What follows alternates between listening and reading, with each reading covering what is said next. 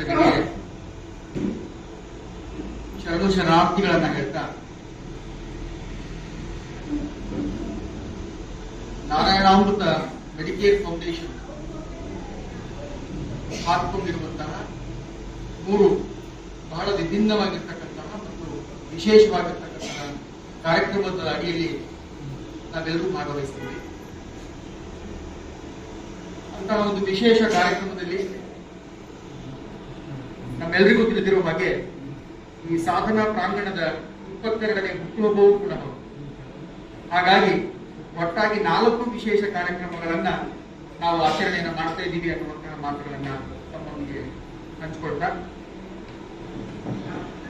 ಈಗಾಗಲೇ ತ್ರಿಮೂರ್ತಿಯವರು ನನ್ನ ಬಗ್ಗೆ ಒಂದಿಷ್ಟು ಮಾಹಿತಿಯನ್ನ ತಮಗೆ ನೀಡ್ತಾ ಹೇಳಿದ್ರು. ನಾನು ಶರಣರ ನಾಡಿನಿಂದ ಬಂದಂತಹ ಒಬ್ಬ ವ್ಯಕ್ತಿ. ಕಲಬುರಗಿ ಎನ್ನುವಂತಹ ನಾಡು ಶಿವಶರಣರ ನಾಡು. ಸಾಕಷ್ಟು ಶಿವಶರಣರನ್ನ ವಚನಗಳನ್ನ ನೀಡಿದಂತಹ ನಾಡು. ಸೊ ಅಂತಹ ನಾಡಿನ ಒಬ್ಬ ಅಲ್ಪ ವ್ಯಕ್ತಿ ಮೈಸೂರಿನಂತಹ ಸಾಂಸ್ಕೃತಿಕ ನಗರಿಯಲ್ಲಿ ಬಂದು ಅದೇ ಶರಣರ ಬಗ್ಗೆ ಮಾತನಾಡುವಂತ ಅವಕಾಶ ಇದೆಯಲ್ಲ, ಅದು ನನಗೆ ಸಲ್ಲಿರುವಂತಹ ಒಂದು ಸೌಭಾಗ್ಯ ಅಂತ ನಾನು ಭಾವಿಸ್ತೇನೆ.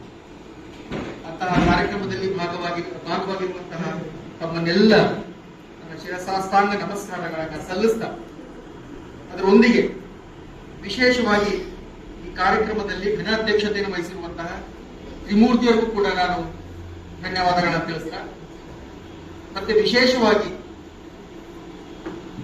ಈ ನಾರಾಯಣಾಮೃತ ಮೆಡಿಕೇರ್ ಫೌಂಡೇಶನ್ ನ ಕಾರಣೀಕರ್ತರಾಗಿರ್ತಕ್ಕಂತಹ NR ರಾವ್ ಅವರಿಗೆ ಕೂಡ ನನ್ನ ಶರಣು ಶರಣಾರ್ಥಿಗಳನ್ನ ತಿಳಿಸ್ತಾ, ಅದರೊಂದಿಗೆ ವಿಶೇಷವಾಗಿ ಇವತ್ತು ಒಬ್ಬ ಚೇತನ ನಮ್ಮೊಂದಿಗಿಲ್ಲ ಅನ್ನುವಂತಹ ಮಾತನ್ನು ಕೂಡ ಅವರು ಹೇಳಿದರು. ಪ್ರಭು ಪ್ರಸಾದ್ ಅವರು ಅಂತಹ ಒಂದು ದೊಡ್ಡ ಶಕ್ತಿ ಚಿಲುಮೆ ನಮ್ಮೊಂದಿಗೆ ಯಾವತ್ತೂ ಕೂಡ ಇರ್ತಾರೆ, ನಮ್ಮೊಳಗಡೆ ಅವರು ಕಾರ್ಯಗಳನ್ನ ಮಾಡಿಸ್ತಿರ್ತಾರೆ ಅನ್ನುವಂತಹ ಭಾವನೆಯಲ್ಲೂ ಕೂಡ ನಾನು ಇವತ್ತು ನನ್ನ ಮಾತುಗಳನ್ನ ಶುರು ಮಾಡೋದಕ್ಕೆ ಪ್ರಯತ್ನವನ್ನ ಮಾಡ್ತೇನೆ. ಅದಕ್ಕಿಂತ ಮುಂಚೆಗೆ ವಿಶೇಷವಾಗಿ ನಮ್ಮನ್ನೆಲ್ಲ ದೇವರ ವಚನಗಳಿಂದ ಮತ್ತು ವಚನಾಮೃತಗಳಿಂದ ತಲ್ಲೀನರನ್ನಾಗಿ ಮಾಡಿರುವಂತಹ ಕುಮಾರಿ ಅದಿತಿ ಪ್ರಹ್ಲಾದ್ ಅವರಿಗೆ ವಿಶೇಷವಾಗಿ ನಾನು ಅಭಿನಂದನೆಗಳನ್ನು ಸಲ್ಲಿಸ್ತಾ, ಅಣ್ಣ ಬಸವಣ್ಣನ ಬಗ್ಗೆ ಕುರಿತು ಒಂದಿಷ್ಟು ನಾನು ತಿಳ್ಕೊಂಡಿರುವಂತಹ ವಿಷಯವನ್ನ ತಮ್ಮೊಂದಿಗೆ ಹಂಚಿಕೊಳ್ಳುವ ಪ್ರಯತ್ನವನ್ನ ಮಾಡ್ತೀನಿ. ನಾನೀಗಾಗಲೇ ಹೇಳಿದೆ, ಬಸವಣ್ಣ ಅನ್ನುವಂತಹ ಮಹಾನ್ ಜಗಜ್ಯೋತಿ ಕುರಿತು ಮಾತನಾಡುವಷ್ಟು ದೊಡ್ಡ ವ್ಯಕ್ತಿ ನಾನಲ್ಲ. ನನಗೆ ತಿಳಿದಿರುವಂತಹ ಅಲ್ಪ ಸ್ವಲ್ಪ ಜ್ಞಾನದಲ್ಲಿ ಆ ವಿಷಯವನ್ನ ತಮ್ಮೊಂದಿಗೆ ಹಂಚಿಕೊಳ್ಳುವಂತಹ ಪ್ರಯತ್ನವನ್ನ ಮಾಡ್ತೀನಿ. ಯಾಕೆ ಬಸವಣ್ಣನವರನ್ನ ಜಗಜ್ಯೋತಿ ಅಂತ ಕರಿತೀವಿ ಅನ್ನುವಂತಹ ಪ್ರಶ್ನೆ ನಮ್ಮನ್ನ ಸುಮಾರು ಸಾರಿ ಕಾಡದೇ ಇರಲ್ಲ. ನಾವು ಪ್ರತಿ ಕಾರ್ಯಕ್ರಮದಲ್ಲೂ ಕೂಡ ಒಂದು ಜ್ಯೋತಿಯನ್ನ ಬೆಳಗಿಸುವುದರ ಮುಖಾಂತರ ಕಾರ್ಯಕ್ರಮಕ್ಕೆ ಚಾಲನೆಯನ್ನು ನೀಡ್ತೇವೆ. ಆದ್ರೆ ಬಸವಣ್ಣನನ್ನುವಂತಹ ಒಂದು ಶಕ್ತಿ ಇಡೀ ಪ್ರಪಂಚಕ್ಕೆ ಜ್ಯೋತಿಯನ್ನ ಬೆಳಗಿಸುವಂತಹ ಕಾರ್ಯದಲ್ಲಿ ತೊಡಗಿದ್ರು. ಅವರು ಸುಮಾರು 800 ವರ್ಷಗಳ ಆದ್ಮೇಲೂ ಕೂಡ ಮತ್ತೆ ಮತ್ತೆ ಬಸವಣ್ಣನ ನೆನಪಿಸಿಕೊಳ್ಳುವಂತಹ ಕೆಲಸದಲ್ಲಿ ನಾವು ತೊಡಗಿದ್ದೀವಿ ಅಂದ್ರೆ ಅವರ ಮಾಡಿರುವಂತಹ ಜೀವನ, ಅವರು ನಡೆಸಿರುವಂತಹ ಕಾರ್ಯಗಳೇನು ಅಂತ ತಿಳ್ಕೊಳ್ಳುವಂತಹ ಪ್ರಮೇಯದಲ್ಲಿ ಮತ್ತೆ ಮತ್ತೆ ನಾವು ತೊಡಗಿಸಿಕೊಳ್ಬೇಕಾಗಿದೆ. ನಮ್ಮೆಲ್ಲರಿಗೂ ತಿಳಿದಿರೋ ಹಾಗೆ ಬಸವಣ್ಣನವರು 1131ರಲ್ಲಿ ಬಾಗೇವಾಡಿಯಲ್ಲಿ ಜನಿಸಿದರು. ಮೊದಲು ಅದು ಬಿಜಾಪುರ ಜಿಲ್ಲೆಯ ಭಾಗವಾಗಿತ್ತು, ಈಗ ಅದು ಬಾಗಲಕೋಟೆಯ ಭಾಗವಾಗಿ ನಾವು. ಬಸವಣ್ಣನ ತಂದೆ ಮಾದಿರಾಜ ಪ್ರಧಾನಿಯಾಗಿ ಅವರು ಕೂಡ ಕೆಲಸ ಮಾಡ್ತಾ ಇದ್ರು. ತಾಯಿ ಮಾದಲಾಂಬಿಕೆ ಬಹಳ ದೊಡ್ಡ ಶಿವಭಕ್ತಿ. ಬಸವಣ್ಣ ನಂದೀಶ್ವರನ ಅನುಗ್ರಹವಾಗಿ ಜನಿಸಿದ್ರು ಅಂತ ಹೇಳ್ತಾರೆ. ತಂದೆ ತಾಯಿ ಶಿವನ ಭಕ್ತರಾಗಿರೋದ್ರಿಂದ ನಂದಿಯನ್ನ ಬೇಡ್ಕೊಂಡು ನಮಗೊಂದು ಒಳ್ಳೆ ಮಗು ಕೊಡು ಅನ್ನುವಂತಹ ಬೇಡಿಕೆಯನ್ನ ಇಟ್ಟಾಗ ಅದರ ವರಪ್ರಸಾದವಾಗಿ ಬಸವಣ್ಣನ ಹುಟ್ಟಿದ್ರು ಅನ್ನುವಂತಹ ಹೇಳಿಕೆಗಳು ನಮಗೆ ಸಿಗ್ತವೆ ಪುರಾಣ. ಅದರ ಜೊತೆಗೆ ಬಸವಣ್ಣನವನ ಸೋದರಿ ಅಕ್ಕ ನಾಗಮ್ಮ, ಅವಳು ಕೂಡ ಸಾಕಷ್ಟು ದೊಡ್ಡ ಶಿವಭಕ್ತೆ. ಜೊತೆಗೆ ದೇವರಾಜ ಅನ್ನುವಂತಹ ಸೋದರ, ಅವನು ಕೂಡ ಬಹಳ ದೊಡ್ಡ ಶಿವಭಕ್ತ. ಒಟ್ಟಾರಣೆಗಳು ಶಿವನನ್ನ ನೆನಪಿಸಿಕೊಳ್ಳುವಂತಹ, ಅನುಗ್ರಹಿಸಿಕೊಳ್ಳುವಂತಹ ಸಾಕಷ್ಟು ಆಚರಣೆಗಳನ್ನ ಮಾಡ್ತಾ ಧಾರ್ಮಿಕವಾಗಿ ಬಸವಣ್ಣ ಬೆಳೀತಾ ಬರ್ತಾರೆ. ಅಂತಹ ಬಸವಣ್ಣ ಬಾಲ್ಯದಿಂದಲೇ ಆ ಧರ್ಮದ ಎಲ್ಲ ಆಚರಣೆಗಳನ್ನ ಸಾಮಾಜಿಕವಾಗಿ, ಧಾರ್ಮಿಕವಾಗಿ ಯೋಚನೆ ಮಾಡುವಂತ ಕೆಲಸವನ್ನ ಮಾಡ್ತಿರ್ತಾರೆ. ಅದರ ಜೊತೆಗೆ ಧರ್ಮ ಅನ್ನುವಂಥದ್ದು ಮನುಷ್ಯನಿಗೆ ಸಮಾನತೆಯಿಂದ ಬದುಕುವಂತ ಅವಕಾಶವನ್ನ ಮಾಡಿಕೊಡ್ಬೇಕು. ಎಲ್ಲರೂ ದೇವರ ಅನುಗ್ರಹದಿಂದ ಹುಟ್ಟಿರುವಂತಹ ನಾವು ಸರಿಸಮಾನರಾಗಿ ಬಾಳ್ಬೇಕು ಅನ್ನುವಂತಹ ಚಿಂತನೆಯನ್ನ ಬಸವಣ್ಣ ಮಾಡ್ತಾ ಇರ್ತಾರೆ ಬಾಲ್ಯದಲ್ಲಿ. ಹಾಗಾಗಿ ಅವರ ಧಾರ್ಮಿಕ ನೆಲೆಯ ಜೊತೆಗೆ ವೈಚಾರಿಕ ನೆಲೆಯೂ ಕೂಡ ಬೆಳೀತಾ ಬರ್ತಾ ಹೋಗುತ್ತೆ. ಅವರು ಧರ್ಮದಲ್ಲಿರುವಂತಹ ಕೆಲವೊಂದು ಪದ್ಧತಿಗಳನ್ನ ಪ್ರಶ್ನಿಸ್ತಾ ಬರ್ತಾರೆ. ಯಾಕೆ ಹೀಗಾಗ್ತಾ ಇದೆ, ಯಾಕೆ ಹೀಗೆ ಮಾಡಬೇಕು, ಇದಕ್ಕೆ ಉತ್ತರಗಳೇನು, ಇದರಿಂದ ಸಮಾಜಕ್ಕೆ ಏನು ಅನುಕೂಲ ಇದೆ, ವೈಯಕ್ತಿಕವಾಗಿ ಏನು ಅನುಕೂಲ ಇದೆ, ಈ ತರದ ವೈಚಾರಿಕ ನಿಲುವಿನಲ್ಲಿ ಧರ್ಮವನ್ನ ಪ್ರಶ್ನಿಸುವಂತಹ, ಧರ್ಮವನ್ನ ಅನುಸರಿಸುವಂತಹ ಪ್ರಯತ್ನವನ್ನ ಬಸವಣ್ಣ ಮಾಡಿರೋದ್ರಿಂದ ಅವರ ಭಕ್ತಿಯ ಸಹ ಹೆಚ್ಚೆಚ್ಚಾಗ್ತಾ ಬರ್ತದೆ. ಬರೀ ಪೂಜೆ ಪುನಸ್ಕಾರಗಳು ಅಷ್ಟೇ ಅಲ್ಲ, ಹೊರಗಿನ ಸೌಂದರ್ಯಕ್ಕಿಂತ ಆಂತರ್ಯ ಸೌಂದರ್ಯವೂ ಕೂಡ ಬೆಳೆಸ್ಕೊಳ್ಳುವಂಥದ್ದು, ಆಂತರ್ಯ ಶುದ್ಧಿಯನ್ನೂ ಕೂಡ ಬೆಳೆಸ್ಕೊಳ್ಳುವಂಥದ್ದು ಬಹಳ ಮುಖ್ಯ ಆಗುತ್ತೆ. ಆ ಶುದ್ಧೀಕರಣ ಇಡೀ ಸಮಾಜಕ್ಕೆ ಹರಡಿ ಎಲ್ಲರೂ ಶುದ್ಧೀಕರಣಗೊಳಿಸಬೇಕು ಅನ್ನುವಂತಹ ಚಿಂತನೆಗಳಿಂದ ಆ ಭಕ್ತಿ ರಸದ ಮುಖಾಂತರ ನಿಧಾನಕ್ಕೆ ಅವರು ವಚನಗಳನ್ನ ತಯಾರಿಸ್ತಾ ಬರ್ತಾರೆ, ವಚನಗಳನ್ನ ಹಾಡ್ತಾ ಬರ್ತಾರೆ, ವಚನಗಳನ್ನ ರಚಿಸ್ತಾ ಬರ್ತಾರೆ. ಸೊ ಈ ರೀತಿಯಾಗಿ ಬಸವಣ್ಣ ತನ್ನ ಧಾರ್ಮಿಕ ನೆಲೆಯನ್ನ ಇಟ್ಕೊಂಡು ಯಾವ ರೀತಿಯಾಗಿ ಸಮಾಜಕ್ಕೆ ನಾವು ಸರಳವಾಗಿ ತಿಳಿಸ್ಕೊಡ್ಬೇಕು ಅನ್ನುವಂತಹ ಚಿಂತನೆಗಳ ಮುಖಾಂತರ ವಚನಗಳನ್ನ ತಯಾರಿಸ್ತಾ ಇದ್ದಾಗ ಬಂದಿರುವಂತಹ ಒಂದು ವಚನ ಸಾಹಿತ್ಯ ಇದೆಯಲ್ಲ, ಅದು ಇವತ್ತಿಗೂ ಕೂಡ ಕರ್ನಾಟಕದ ಕನ್ನಡದಲ್ಲಿ ಬರೆದಿರುವಂತಹ ಮೊದಲ ವಚನ ಸಾಹಿತ್ಯ. ಇದು ಇಡೀ ಕನ್ನಡಕ್ಕೆ ಸಲ್ಲಬೇಕಾಗಿರುವಂತಹ ಶ್ರೇಯ. ಹಾಗಾಗಿ ಈ ವಚನಗಳು ನಮ್ಮವು, ನಮ್ಮ ಭಾಷೆಯು ಮತ್ತು ನಮಗೆ ಸರಳವಾಗಿ ಅರ್ಥ ಮಾಡೋದಕ್ಕೆ ಬಸವಣ್ಣ ಮತ್ತು ಎಲ್ಲ ವಚನಕಾರರು ತಯಾರಿಸಿರುವಂತಹ ಒಂದು ಧಾರ್ಮಿಕ ನೆಲೆಗಳು ಅಂತ ನಾವು ಅರ್ಥ ಮಾಡ್ಕೋಬೇಕಾಗಿದೆ. ಅದ್ರ ಜೊತೆಗೆ ನಮ್ಮೆಲ್ಲರಿಗೂ ಗೊತ್ತಿರೋ ಹಾಗೆ ಬಸವಣ್ಣ ಒಂದು ಅಂಕಿತ ನಾಮವನ್ನ ಇಟ್ಕೊಂಡು ತನ್ನ ವಚನಗಳನ್ನ ಬರೀತಾ ಬರ್ತಾರೆ. ಕೂಡಲ ಸಂಗಮ ದೇವ. ಬೇರೆ ಬೇರೆ ವಚನಕಾರರು ಬೇರೆ ಬೇರೆ ಅಂಕಿತ ನಾಮವನ್ನ ಇಟ್ಕೊಂಡ್ರೆ ಬಸವಣ್ಣ ಕೂಡಲ ಸಂಗಮ ದೇವ ಅನ್ನುವಂತಹ ವಚನನಾಮದಲ್ಲಿ ವಚನಗಳನ್ನ ಬರೀತಾ ಬರ್ತಾನೆ. ಆ ವಚನಗಳ ವೈಶಿಷ್ಟ್ಯತೆಗಳನ್ನ ನಾವು ಅರ್ಥ ಮಾಡ್ಕೊಂಡ್ರೆ ನಮ್ಗೆ ತಿಳಿಯುತ್ತೆ ವಚನಗಳು ಎಷ್ಟು ಸರಳವಾಗಿದ್ವು ಮತ್ತು ವಚನಗಳು ನಮ್ಮ ಜೀವನದ ಭಾಗವಾಗಿ ಆಗಿದ್ವು ಅಂತ.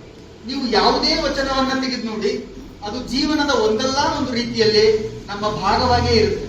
ಇಲ್ಲ, ನಾವು ಹೇಗೆ ಬದುಕಬೇಕು, ಹೇಗೆ ಜೀವನವನ್ನು ಅರ್ಥ ಮಾಡ್ಕೊಳ್ಬೇಕು, ಹೇಗೆ ನಮ್ಮನ್ನು ನಾವು ಪರಿಶುದ್ಧಗೊಳಿಸಬೇಕು ಅನ್ನುವ ನಿಟ್ಟಿನಲ್ಲೇ ವಚನಗಳಿರೋದ್ರಿಂದ ವಚನಗಳು ನಮ್ಮ ಜೀವನದ ಭಾಗವಾಗಿ ನಮಗೆ ಕಾಣ್ತದೆ. ಅದ್ರ ಜೊತೆಗೆ ವಚನದಲ್ಲಿ ಏನಿಲ್ಲ ಅನ್ನುವಂತಹ ಪ್ರಶ್ನೆಗಳನ್ನ ಹಾಕೊಂಡ್ರೆ ನಮಗೆ ಎಲ್ಲವೂ ಇದೆಯಲ್ಲ ಅನ್ನುವಂತಹ ಭಾವನೆಯಲ್ಲೇ ಬರ್ತೀವಿ ನಾವು. ವಚನದಲ್ಲಿ ಸಂಬಂಧಗಳಿವೆ, ವಚನದಲ್ಲಿ ಸಾಹಿತ್ಯ ಇದೆ, ವಚನದಲ್ಲಿ ಪ್ರಾಣಿ ಪಕ್ಷಿಗಳ ಬಗ್ಗೆ ಉಲ್ಲೇಖ ಇದೆ, ವಚನದಲ್ಲಿ ಸಸ್ಯ ಸಂಕುಲ ಬಗ್ಗೆ ಸಹಾನುಭೂತಿ ಇದೆ. ಅದೆಲ್ಲದಕ್ಕಿಂತ ಹೆಚ್ಚಾಗಿ ಒಬ್ಬ ವ್ಯಕ್ತಿ ಇನ್ನೊಬ್ಬ ವ್ಯಕ್ತಿಯ ಜೊತೆ, ಸಮಾಜದ ಜೊತೆ, ಪ್ರಾಣಿ ಪಕ್ಷಿಗಳ ಜೊತೆ, ಸಸ್ಯ ಸಂಕುಲದ ಜೊತೆ ಇಡೀ ಬಾಂಧವ್ಯವಿಟ್ಕೊಂಡು ಹೇಗೆ ಬದುಕಬೇಕು ಅನ್ನುವಂತಹ ಸಾರ ಇದೆ. ಹಾಗಾಗಿ ವಚನಗಳು ನಮಗೆ ಯಾಕೆ ಹತ್ರ ಆಗ್ತವೆ, ಯಾಕೆ ಸರಳವಾಗ್ತವೆ ಅಂದ್ರೆ ಅದು ಬಸವಣ್ಣನ ಒಂದು ವಿಶೇಷವಾಗಿರ್ತಕ್ಕಂತಹ ಶಕ್ತಿ. ಹಾಗಾಗಿ ಈ ವಚನಗಳು ಮನುಷ್ಯರ ನಡುವಣ ಉಂಟಾಗಬೇಕಾಗಿರುವಂತಹ ಸಂಬಂಧಗಳನ್ನ ಎತ್ತಿ ಎತ್ತಿ ಹೇಳಿಕೊಡುವಂಥದ್ದು, ಅದರ ಜೊತೆ ಶಕ್ತಿ. ಹಾಗಾಗಿ ಈ ವಚನಗಳು ಮನುಷ್ಯರ ನಡುವಣ ಉಂಟಾಗಬೇಕಾಗಿರುವಂತಹ ಸಂಬಂಧಗಳನ್ನ ಎತ್ತಿ ಎತ್ತಿ ಹೇಳಿಕೊಡುವಂಥದ್ದು, ಅದರ ಜೊತೆಗೆ ಪ್ರಾಣಿ ಪಕ್ಷಿಗಳು ಹೇಗೆ ಬದುಕ್ತಾ ಇವೆ, ನಾವು ಹೇಗೆ ಬದುಕಬೇಕಾಗಿದೆ ಅಲ್ಲಿ ಉಲ್ಲೇಖವನ್ನ ಮಾಡ್ತಾ ಹೋಗ್ತಾರೆ. ಪ್ರಾಣಿ ಪಕ್ಷಿಗಳೇ ಅಷ್ಟು ಚೆನ್ನಾಗಿ ಬದುಕಾಗೆ ಅನ್ನವನ್ನ ಕಂಡ್ರೆ ತನ್ನ ಇಡೀ ಸಮುದಾಯವನ್ನ ಕರೆದು ಅನ್ನವನ್ನ ತಿನ್ನೋದಕ್ಕೆ ಅವಕಾಶ ಮಾಡಿಕೊಡುತ್ತೆ. ಹಾಗಿದ್ರೆ ಮನುಷ್ಯ ಯಾವ ರೀತಿ ಬದುಕಬೇಕು ಅನ್ನುವಂತ ಉಲ್ಲೇಖ.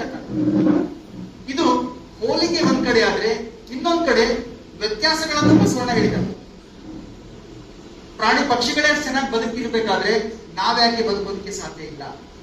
ಆತರ ಹೋಲಿಕೆಗಳು ಮತ್ತು ವ್ಯತ್ಯಾಸಗಳು ಇಡೀ ಜೀವನದ ಚಿತ್ರಣವನ್ನ ಕಟ್ಟಿಕೊಡುವಂತಹ ವಚನಗಳು ನಮಗೆ ಆದರ್ಶಪ್ರಾಯವಾಗಿ ಕಾಣ್ತವೆ, ತುಂಬಾ ಹತ್ತಿರವಾಗಿ ಕಾಣ್ತವೆ. ಹಾಗಾಗಿ 12ನೇ ಶತಮಾನದಲ್ಲಿ ಆಗಿರುವಂತಹ ಕ್ರಾಂತಿಕಾರಿ ಬದಲಾವಣೆ ಇದೆಯಲ್ಲ, ಅದು ವಚನಗಳಿಂದ ಸಾಧ್ಯವಾಯಿತು ಅಂತ. ಮೋಸ್ಟ್ಲಿ ಬೇರೆ ಭಾಷೆಯಲ್ಲಿ ಬರೆದಿದ್ರೆ ಅಥವಾ ಜೀವನಕ್ಕೆ ಪೂರಕವಾಗಿರುವಂತಹ ಉಲ್ಲೇಖಗಳನ್ನ ಹೇಳದೆ ಬಂದಿದ್ರೆ ಅಷ್ಟು ಸರಳವಾಗಿ ಜನರಿಗೆ ಅರ್ಥ ಆಗ್ತಿರ್ಲಿಲ್ಲ. ಹಾಗಾಗಿ ಎಲ್ಲಾ ವರ್ಗದ ಜನರಿಗೆ, ಎಲ್ಲಾ ಜಾತಿಯ ಜನರಿಗೆ ಬಹಳ ಸರಳವಾಗಿ ಸ್ಪಷ್ಟವಾಗಿ ಅರ್ಥವಾಗಿರೋದ್ರಿಂದ ವಚನಗಳು ತುಂಬಾ ಹತ್ತಿರವಾಗುವು ಅಂತ. ಸೊ ಇಂತಹ ವಚನಗಳನ್ನ ನೀಡಿರುವಂತಹ ಬಸವಣ್ಣ ಮತ್ತು ಎಲ್ಲ ಶಿವಶರಣರ ಕುರಿತು ಡಾಕ್ಟರ್ ಜಿ.ಎಸ್. ಶಿವರುದ್ರಪ್ಪ ಅವರು ಒಂದು ಹೇಳಿಕೆಯನ್ನ ಕೊಡ್ತಾರೆ. ವಚನಕಾರರು ಮೂಲತಃ ನಿಷ್ಠುರ ವಿಮರ್ಶಕರು. ಯಾವುದೇ ವಚನಕಾರರನ್ನು ನೀವು ತಗೊಳ್ಳಿ, ತುಂಬಾ ನಿಷ್ಠುರವಾಗಿ ವಿಮರ್ಶೆಯನ್ನ ಮಾಡಿದ್ದಾರೆ. ಸರಿ ಇದ್ರೆ ಸರಿ ಇದೆ ಅಂತ ಹೇಳಿದ್ದಾರೆ, ತಪ್ಪಿದ್ರೆ ತಪ್ಪಿದೆ ಅಂತ ಹೇಳಿದ್ದಾರೆ. ಅವರು ಯಾವುದನ್ನೂ ಬಿಟ್ಟಿಲ್ಲ, ಸಮಾಜವನ್ನು ಬಿಟ್ಟಿಲ್ಲ, ದೇವರನ್ನೂ ಬಿಟ್ಟಿಲ್ಲ, ಅದೆಲ್ಲದಕ್ಕೂ ಮುಗಿಲಾಗಿ ತಮ್ಮನ್ನೇ ತಾವು ಬಿಟ್ಟಿಲ್ಲ. ನಾನು ಮಾಡ್ತಾ ಇರುವಂತಹ ಕಾರ್ಯನೇ ಏನು ಅನ್ನೋದನ್ನ ಓರೆ ಹಚ್ಚಿ ನೋಡಿ, ವಿಮರ್ಶೆಯನ್ನ ಮಾಡಿ, ಅದರ ಮೂಲಕ ಒಂದಿಷ್ಟು ವಚನಗಳನ್ನ ಹೊರಹಾಕಿರೋದಿದೆಯಲ್ಲ, ಅದು ನಿಜವಾಗ್ಲೂ ವಿಶೇಷವಾಗಿರ್ತಕ್ಕಂಥ. ಹಾಗಾಗಿ ಅವರು ದೊಡ್ಡ ವಿಮರ್ಶಕರು ಅನ್ನುವಂತಹ ಮಾತನ್ನ ಜಿ.ಎಸ್. ಶಿವರುದ್ರಪ್ಪ ಹೇಳ್ತಾರೆ. ಅದೇ ರೀತಿ ವಚನಗಳನ್ನ ತಯಾರಿಸ್ತಾ ಬಿಜ್ಜಣ್ಣ ಆಸ್ಥಾನದಲ್ಲಿ ಬಸವಣ್ಣ ಕೆಲಸ ಮಾಡ್ತಾನೆ ಪ್ರಧಾನಿಯಾಗಿ. ಅವನ ವಚನ ತಯಾರಿಸುವಂತ ಕೆಲಸ ಅಲ್ಲಿಗೆ ನಿಲ್ಲಿಲ್ಲ, ಸಮಾಜವನ್ನ ಸುಧಾರಿಸುವಂತ ಕೆಲಸ ಅಲ್ಲಿಗೆ ನಿಲ್ಲಿಲ್ಲ. ತಾನು ಪ್ರಧಾನಿಯಾದ ಮೇಲೂ ಕೂಡ ಸಾಮಾಜಿಕ ಕಾರ್ಯ ಮತ್ತು ತನ್ನ ಕಾರ್ಯವನ್ನ ಎರಡು ಜೋಡಿಸಿ ಕೆಲಸ ಮಾಡ್ತಾ ಶುರು ಮಾಡ್ತಾನೆ. ತಾನು ಸಂಸಾರಿ ಆದ್ರೂ ಕೂಡ ಸಾಮಾಜಿಕವಾಗಿ ಹೇಗೆ ಬದುಕೋದಕ್ಕೆ ಸಾಧ್ಯತೆ ಇದೆ, ಒಬ್ಬ ಶರಣನಾಗಿ ಹೇಗೆ ಸಮಾಜಕ್ಕೆ ಕೊಡುಗೆಯನ್ನು ಕೊಡೋದಕ್ಕೆ ಸಾಧ್ಯತೆ ಇದೆ ಅನ್ನೋದನ್ನ ಮಾಡಿ ತೋರಿಸಿರುವಂತಹ ವಿಶೇಷ ವ್ಯಕ್ತಿ ಯಾರಾದ್ರೂ ಇದ್ರೆ ಅದು ಬಸವಣ್ಣ ಮಾತ್ರ. ಯಾವ ಲೆವೆಲ್ಗೆ ಬಸವಣ್ಣನವರು ಕೆಲಸ ಮಾಡ್ತಿದ್ರು ಅಂದ್ರೆ, ಪ್ರಸಾದವನ್ನ ತಗೊಳ್ಳೋದಾದ್ರೆ ಸಾಮಾನ್ಯ ಜನರೊಂದಿಗೆ ನಿಂತ್ಕೊಂಡು ಪ್ರಸಾದವನ್ನ ತಗೋತಿದ್ರು ಅನ್ನೋ ಉಲ್ಲೇಖಗಳು ನಮಗಿದೆ. ಅಂದ್ರೆ ತಾನು ಒಂದು ರಾಜ್ಯದ ಪ್ರಧಾನಿ ಆದ್ರೂ ಕೂಡ, ಮಂತ್ರಿ ಇದ್ರೂ ಕೂಡ, ತಾನು ಎಲ್ಲರೊಳಗಡೆ ಒಬ್ಬ ಅನ್ನುವಂತಹ ಭಾವನೆಯನ್ನ ಪ್ರಾಯೋಗಿಕವಾಗಿ ಅನುಭವಿಸಿ ಜನರಿಗೆ ಹೇಳಿಕೊಟ್ಟಿರುವಂತಹ ಶ್ರೇಯ ಬಸವಣ್ಣ ಅವರಿಗೆ ಓರಿಯುತ್ತೆ. ಹಾಗಾಗಿ ಇಡೀ ಜೀವನವನ್ನ ಬಸವಣ್ಣನವರು ಒಂದು 5 ತತ್ವ ಸಿದ್ಧಾಂತಗಳಲ್ಲಿ ಪ್ರತಿಪಾದನೆಯನ್ನ ಮಾಡಿದ್ರು ಅನ್ನೋದು ನಾವು ಅರ್ಥ ಮಾಡ್ಬೋದು. ಅವರ ಮುಖ್ಯವಾಗಿರ್ತಕ್ಕಂತಹ ಮೊದಲ ತತ್ವವೇ ಕಾಯಕ. ಬಹಳ ಸರಳವಾಗಿ ಹೇಳಿದ್ರು, ಕಾಯಕವೇ ಕೈಲಾಸ. ನೀವು ಕೈಲಾಸವನ್ನ ಕಾಣಬೇಕಾದ್ರೆ, ನೀವು ಶಿವನನ್ನ ಅನುಸರಿಸಬೇಕಾದ್ರೆ, ಒಲಿಸಬೇಕಾದ್ರೆ ನಿಮ್ಮ ಕೆಲಸವನ್ನ ನಿಷ್ಠೆಯಿಂದ ಮಾಡಿ. ಯಾವ ಕೆಲಸವೂ ಮೇಲಲ್ಲ, ಯಾವ ಕೆಲಸವೂ ಕೀಳಲ್ಲ. ಮಾಡುವಂತಹ ಕೆಲಸ ಅಥವಾ ಕಾಯಕ ನಿಷ್ಠೆಯಿಂದ ಮಾಡಿದ್ದೇ ಆಗಿದ್ರೆ ನೀವು ಶಿವನಿಗೆ ಹತ್ರ ಆಗ್ತೀರಾ, ನೀವು ಆಧ್ಯಾತ್ಮಿಕವಾಗಿ ಹತ್ರ ಆಗ್ತೀರಾ, ನೀವು ಧಾರ್ಮಿಕವಾಗಿ ಬೆಳೆಯೋದಕ್ಕೆ ಸಾಧ್ಯತೆ ಇದೆ ಅನ್ನುವಂತಹ ಮಾತನ್ನ ಬಸವಣ್ಣ ಹೇಳ್ತಾನೆ. ಅದಕ್ಕೆ ಯಾವುದೇ ಕುಲಗೋತ್ರಗಳು ಇಲ್ಲ ಅನ್ನುವಂತಹ ಮಾತನ್ನು ಕೂಡ ಬಸವಣ್ಣ ಹೇಳ್ತಾನೆ. ಜಾತಿಗಳೂ ಇಲ್ಲ ಅನ್ನುವಂತಹ ಮಾತುಗಳನ್ನ ಹೇಳ್ತಾನೆ. ವೇದಗಳು ಹೇಳೋ ಹಾಗೆ ಯಾವುದೇ ರೀತಿಯಾಗಿರ್ತಕ್ಕಂಥ ಜಾತಿಗೆ ಅನುಗುಣವಾಗಿ ವ್ಯಕ್ತಿಗಳು ಹುಟ್ಟಿಲ್ಲ, ಆದ್ರೆ ವರ್ಗಗಳು ಮಾತ್ರ ಇವೆ ಅನ್ನೋದು ಬಸವಣ್ಣನ ವಾದ. ಅದಕ್ಕೆ ಹೇಳಿದೆ ನಾನು, ಬಹಳ ನಿಷ್ಠುರವಾಗಿ ಸಮಾಜವನ್ನ ಓರೆ ಹಚ್ಚುವಂತಹ ಕೆಲಸವನ್ನ ಬಸವಣ್ಣ ಮಾಡ್ದ. ನಾವು ಮಾಡುವಂತಹ ಕಾಯಕಗಳ ಮೇಲೆ ವರ್ಗಗಳಿವೆ, ಮೇಲ್ವರ್ಗ ಕೆಳಗವರ್ಗ ಅನ್ನುವಂಥ ವರ್ಗಗಳನ್ನ ಮಾಡ್ದ, ಅಥವಾ ಉಳ್ಳವರು ಉಳ್ಳದವರು ಅನ್ನುವಂಥದ್ದು ಮಾಡ್ದ. ಅದರೊಂದಿಗೆ ಈ ವರ್ಗವನ್ನ ನಾವು ಹೋಗಲಾಡಿಸಬೇಕು, ಎಲ್ಲರೂ ಸರಿಸಮಾನರಾಗಿ ಬಾಳಬೇಕು ಅನ್ನುವಂತಹ ಚಿಂತನೆ ಮತ್ತು ಹೋರಾಟವನ್ನು ಕೂಡ ಬಸವಣ್ಣ ಮಾಡ್ತಾನೆ. ಅದಕ್ಕೆ ಲಿಂಗವಂತರಲ್ಲಿ ಕುಲಜಾತಿಗಳಿಲ್ಲ ಅಂತ ಹೇಳ್ತಾನೆ. ನಾವೆಲ್ಲರೂ ಲಿಂಗವನ್ನ ಧರಿಸೋದಷ್ಟೇ ಅಲ್ಲ, ಲಿಂಗವನ್ನ ಧರಿಸುವ ರೀತಿಯಲ್ಲಿ ನಮ್ಮ ಅಂತರಂಗವನ್ನ ಶುದ್ಧಿ ಮಾಡ್ಕೊಂಡಿದ್ದೆ ಆದ್ರೆ ಆ ವ್ಯಕ್ತಿಗೆ ಯಾವ ಜಾತಿಗಳು ಕಾಣೋದಿಲ್ಲ, ಎಲ್ಲರೂ ಸರಿಸಮಾನರು ಅನ್ನುವಂತಹ ಭಾವನೆಯಲ್ಲಿ ಅವನು ಕೆಲಸ ಮಾಡ್ತಾನೆ. ಹಾಗಾಗಿ ಇಡೀ ಕಾಯಕ ವರ್ಗಗಳನ್ನ ಒಂದುಗೂಡಿಸಿರುವಂತಹ ಕೆಲಸ ಅಥವಾ ಶ್ರೇಯ ಯಾರಿಗಾದ್ರೂ ಸಲ್ಲಿದ್ರೆ ಅದು ಬಸವಣ್ಣನ ಸಲ್ಲುತ್ತೆ. 12ನೇ ಶತಮಾನದಲ್ಲಾಗಿರುವಂತಹ ಒಂದು ಕ್ರಾಂತಿಕಾರಿ ಬದಲಾವಣೆ ಏನಾದ್ರೂ ಇದ್ರೆ ಈ ಭೂಮಿಯಲ್ಲಿ ಅದು ಬಸವಣ್ಣನವ್ರು ಮಾಡ್ತಾರೆ. ಅವ್ರು ಹೇಳ್ತಾರೆ, ಆಕ್ಚುಲಿ ಸಮಗಾರ, ಮಾಧುರ, ಮಡಿವಾಳ, ಅಂಬಿಗ ಇವೆಲ್ಲ ವರ್ಗಗಳು, ಕೆಲಸ ಮಾಡುವಂತ ವರ್ಗಗಳೇ ಹೊರತು ಇವು ಜಾತಿಗಳಲ್ಲ. ಯಾವಾಗ ಈ ಕಾಯಕ ಜೀವಿಗಳನ್ನ ಜಾತೀಯತೆಯಿಂದ ಬೇರ್ಪಡಿಸ್ತೀವೋ ಆವಾಗ ವರ್ಗಗಳು ಒಂದಾಗ್ತವೆ. ಯಾವಾಗ ಈ ವರ್ಗಗಳ ಮಧ್ಯೆ ಇರುವಂತಹ ವ್ಯತ್ಯಾಸವನ್ನ ನಾವು ತೆಗೆದು ಹಾಕ್ತೀವೋ ಆವಾಗ ಮನುಕುಲ ಒಂದಾಗುತ್ತೆ ಅನ್ನುವಂತ ಭಾವನೆಯಿಂದ ಬಸವಣ್ಣ ಇಡೀ ವರ್ಗಗಳನ್ನ ಒಟ್ಟುಗೂಡಿಸುವಂತ ಕೆಲಸವನ್ನ ಮಾಡ್ತಾನೆ. ಇದು 12ನೇ ಶತಮಾನದಲ್ಲಾದ್ರೆ 19ನೇ ಶತಮಾನದಲ್ಲಿ ಕಾರ್ಲ್ ಮಾರ್ಕ್ಸ್ ಕೂಡ ಇದ್ರ ಬಗ್ಗೆ ಕೆಲಸ ಮಾಡ್ತಾನೆ. ಅಂದ್ರೆ ಕಾರ್ಲ್ ಮಾರ್ಕ್ಸ್ 19ನೇ ಶತಮಾನದಲ್ಲಿ ಕೆಲಸ ಮಾಡಿದ್ರೆ ಬಸವಣ್ಣ 12ನೇ ಶತಮಾನದಲ್ಲಿ ಕೆಲಸ ಮಾಡಿದ್ದಾರೆ. ಆದ್ರೆ ಕ್ರೆಡಿಟ್ ನಾವು ಕೊಡ್ತೀವಿ. ಆಕ್ಚುಲಿ ಸುಮಾರು ಪುಸ್ತಕಗಳಲ್ಲಿ ಕಾರ್ಲ್ ಮಾರ್ಕ್ಸ್ ಸಿದ್ಧಾಂತ ಅಂತ, ಖಂಡಿತವಾಗ್ಲೂ ಕಾರ್ಲ್ ಮಾರ್ಕ್ಸ್ ಸಿದ್ಧಾಂತ 19ನೇ ಶತಮಾನದಲ್ಲಾಗಿದ್ದು, ಆದ್ರೆ 12ನೇ ಶತಮಾನದಲ್ಲೇ ಬಸವಣ್ಣ ಈ ತರದ ಒಂದು ದೊಡ್ಡ ಪ್ರಕ್ರಿಯೆಯಲ್ಲಿ ತೊಡಗಿದ್ದ ಅನ್ನುವಂಥದ್ದು ನಮಗೆ ಇತಿಹಾಸದ ಪುರಾವೆಗಳಿಂದ ಕಂಡು ಬರ್ತದೆ. ಅದ್ರ ಜೊತೆಗೆ ಎರಡನೇ ಮುಖ್ಯವಾಗಿರ್ತಕ್ಕಂಥ ಅವರ ತತ್ವ ಅಂದ್ರೆ ದಾಸೋಹ. ಕಾಯಕವನ್ನ ಮಾಡಿ ನಿಷ್ಠೆಯಿಂದ ಅದರಲ್ಲಿ ಬಂದಿರುವಂತಹ ಉತ್ಪಾದನೆ ಏನಿದೆ ಬರೀ ನಿಮಗೋಸ್ಕರ ಬಳಸ್ಕೊಳ್ಬೇಡಿ, ನಿಮಗೆ ಎಷ್ಟು ಬೇಕೋ ಅಷ್ಟು ಇಟ್ಕೊಳ್ಳಿ, ಉಳಿದಿದ್ದನ್ನ ಸಮಾಜಕ್ಕೆ ಮೀಸಲಿಡಿ, ಉಳಿದಿದ್ದನ್ನ ಬೇರೆ ವರ್ಗಗಳಿಗೆ ಮೀಸಲಿಡಿ, ಉಳಿದಿದ್ದನ್ನ ದೇವರ ಪ್ರಸಾದ ಅನ್ನುವ ತರದಲ್ಲಿ ನೀವು ಪರಿಗಣಿಸಿ ಎಲ್ಲರಲ್ಲಿ ಹಂಚಿ ಅನ್ನುವಂಥದ್ದು ಇದೆಯಲ್ಲ ಅದು ದಾಸೋಹ. ಆ ತರದ ದಾಸೋಹದಲ್ಲಿ ಸಾಕಷ್ಟು ಕಾರ್ಯಗಳನ್ನ ನಮ್ಮ ರಾವ್ ಸಾಹೇಬರು ಕೂಡ ಮಾಡ್ತಾ ಇದ್ದಾರೆ, ಅಥವಾ ತಾವೆಲ್ಲರೂ ಮಾಡ್ತಾ ಇದ್ರಿ, ಹಿರಿಯ ಜೀವಿಗಳಿದ್ರಿ ಆಕ್ಚುಲಿ. ಹಾಗಾಗಿ ದಾಸೋಹ ಅಂದ್ರೆ ಬಹಳಷ್ಟು ಜನ ಬರೀ ವ್ಯಕ್ತಿಗಳು ಹುಟ್ಟಿಲ್ಲ, ಆದ್ರೆ ವರ್ಗಗಳು ಮಾತ್ರ ಇವೆ ಅನ್ನೋದು ಬಸವಣ್ಣನ ವಾದ. ಅದಕ್ಕೆ ಹೇಳಿದೆ ನಾನು, ಬಹಳ ನಿಷ್ಠುರವಾಗಿ ಸಮಾಜವನ್ನ ಓರೆ ಹಚ್ಚುವಂತಹ ಕೆಲಸವನ್ನ ಬಸವಣ್ಣ ಮಾಡಿದ. ನಾವು ಮಾಡುವಂತಹ ಕಾಯಕಗಳ ಮೇಲೆ ವರ್ಗಗಳಿವೆ, ಮೇಲ್ವರ್ಗ ಕೆಳಗವರ್ಗ ಅನ್ನುವಂಥ ವರ್ಗಗಳನ್ನ ಮಾಡ್ದ, ಅಥವಾ ಉಳ್ಳವರು ಉಳ್ಳದವರು ಅನ್ನುವಂಥದ್ದು ಮಾಡ್ದ. ಅದರೊಂದಿಗೆ ಈ ವರ್ಗವನ್ನ ನಾವು ಹೋಗಲಾಡಿಸಬೇಕು, ಎಲ್ಲರೂ ಸರಿಸಮಾನರಾಗಿ ಬಾಳಬೇಕು ಅನ್ನುವಂತಹ ಚಿಂತನೆ ಮತ್ತು ಹೋರಾಟವನ್ನು ಕೂಡ ಬಸವಣ್ಣ ಮಾಡ್ತಾನೆ. ಅದಕ್ಕೆ ಲಿಂಗವಂತರಲ್ಲಿ ಕುಲಜಾತಿಗಳಿಲ್ಲ ಅಂತ ಹೇಳ್ತಾನೆ. ನಾವೆಲ್ಲರೂ ಲಿಂಗವನ್ನ ಧರಿಸೋದಷ್ಟೇ ಅಲ್ಲ, ಲಿಂಗವನ್ನ ಧರಿಸುವ ರೀತಿಯಲ್ಲಿ ನಮ್ಮ ಅಂತರಂಗವನ್ನ ಶುದ್ಧಿ ಮಾಡ್ಕೊಂಡಿದ್ದೆ ಆದ್ರೆ ಆ ವ್ಯಕ್ತಿಗೆ ಯಾವ ಜಾತಿಗಳು ಕಾಣೋದಿಲ್ಲ, ಎಲ್ಲರೂ ಸರಿಸಮಾನರು ಅನ್ನುವಂತ ಭಾವನೆಯಲ್ಲಿ ಅವನು ಕೆಲಸ ಮಾಡ್ತಾನೆ. ಹಾಗಾಗಿ ಇಡೀ ಕಾಯಕ ವರ್ಗಗಳನ್ನ ಒಂದುಗೂಡಿಸಿರುವಂತಹ ಕೆಲಸ ಅಥವಾ ಶ್ರೇಯ ಯಾರಿಗಾದ್ರೂ ಸಲ್ದ್ರೆ ಅದು ಬಸವಣ್ಣನ ಸಲ್ಲದು. 12ನೇ ಶತಮಾನದಲ್ಲಾಗಿರುವಂತಹ ಒಂದು ಕ್ರಾಂತಿಕಾರಿ ಬದಲಾವಣೆ ಏನಾದ್ರೂ ಇದ್ರೆ ಈ ಭೂಮಿಯಲ್ಲಿ ಅದು ಬಸವಣ್ಣನವ್ರು ಮಾಡ್ಕೊಂಡು. ಅವ್ರು ಹೇಳ್ತಾರೆ ಆಕ್ಚುಲಿ, ಸಮಗಾರ, ಮಾಧುರ, ಮಡಿವಾಳ, ಅಂಬಿಗ ಇವೆಲ್ಲ ವರ್ಗಗಳು, ಕೆಲಸ ಮಾಡುವಂತ ವರ್ಗಗಳೇ ಹೊರತು ಇವು ಜಾತಿಗಳಲ್ಲ. ಯಾವಾಗ ಈ ಕಾಯಕ ಜೀವಿಗಳನ್ನ ಜಾತೀಯತೆಯಿಂದ ಬೇರ್ಪಡಿಸ್ತೀವೋ ಆವಾಗ ವರ್ಗಗಳು ಒಂದಾಗ್ತವೆ. ಯಾವಾಗ ಈ ವರ್ಗಗಳ ಮಧ್ಯೆ ಇರುವಂತಹ ವ್ಯತ್ಯಾಸವನ್ನ ನಾವು ತೆಗೆದು ಹಾಕ್ತೀವೋ ಆವಾಗ ಮನುಕುಲ ಒಂದಾಗುತ್ತೆ ಅನ್ನುವಂತಹ ಭಾವನೆಯಿಂದ ಬಸವಣ್ಣ ಇಡೀ ವರ್ಗಗಳನ್ನ ಒಟ್ಟುಗೂಡಿಸುವಂತ ಕೆಲಸವನ್ನ ಮಾಡ್ತಾನೆ. ಇದು 12ನೇ ಶತಮಾನದಲ್ಲಾದ್ರೆ 19ನೇ ಶತಮಾನದಲ್ಲಿ ಕಾರ್ಲ್ ಮಾರ್ಕ್ಸ್ ಕೂಡ ಇದ್ರ ಬಗ್ಗೆ ಕೆಲಸ ಮಾಡ್ತಾನೆ. ಅಂದ್ರೆ ಕಾರ್ಲ್ ಮಾರ್ಕ್ಸ್ 19ನೇ ಶತಮಾನದಲ್ಲಿ ಕೆಲಸ ಮಾಡಿದ್ರೆ ಬಸವಣ್ಣ 12ನೇ ಶತಮಾನದಲ್ಲಿ ಕೆಲಸ ಮಾಡಿದ್ರು. ಆದ್ರೆ ಕ್ರೆಡಿಟ್ ನಾವು ಕೊಡ್ತೀವಿ ಆಕ್ಚುಲಿ. ಸುಮಾರು ಪುಸ್ತಕಗಳಲ್ಲಿ ಕಾರ್ಲ್ ಮಾರ್ಕ್ಸ್ ಸಿದ್ಧಾಂತ ಅಂತ, ಖಂಡಿತವಾಗ್ಲೂ ಕಾರ್ಲ್ ಮಾರ್ಕ್ಸ್ ಸಿದ್ಧಾಂತ 19ನೇ ಶತಮಾನದಲ್ಲಾಗಿದ್ದು, ಆದ್ರೆ 12ನೇ ಶತಮಾನದಲ್ಲೇ ಬಸವಣ್ಣ ಈ ತರದ ಒಂದು ದೊಡ್ಡ ಪ್ರಕ್ರಿಯೆಯಲ್ಲಿ ತೊಡಗಿದ್ದ ಅನ್ನುವಂಥದ್ದು ನಮಗೆ ಇತಿಹಾಸದ ಪುರಾವೆಗಳಿಂದ ಕಂಡು ಬರ್ತದೆ. ಅದ್ರ ಜೊತೆಗೆ ಎರಡನೇ ಮುಖ್ಯವಾಗಿರ್ತಕ್ಕಂಥ ಅವರ ತತ್ವ ಅಂದ್ರೆ ದಾಸೋಹ.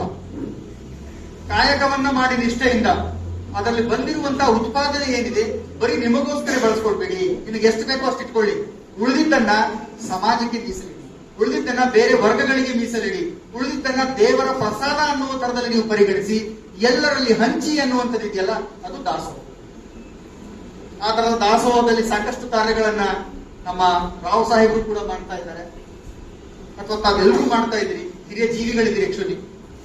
ಹಾಗಾಗಿ ದಾಸೋಹ ಅಂದ್ರೆ ಬಹಳಷ್ಟು ಜನ ಬರೀ ಆಹಾರವನ್ನ ಕೊಡೋದು ಅಥವಾ ಬಟ್ಟೆಗಳನ್ನ ಕೊಡೋದು ಅಂತ ಅನ್ಕೊಂಡಿದ್ರೆ ಖಂಡಿತವಾಗ್ಲೂ ಅರ್ಸಲ್ಲ.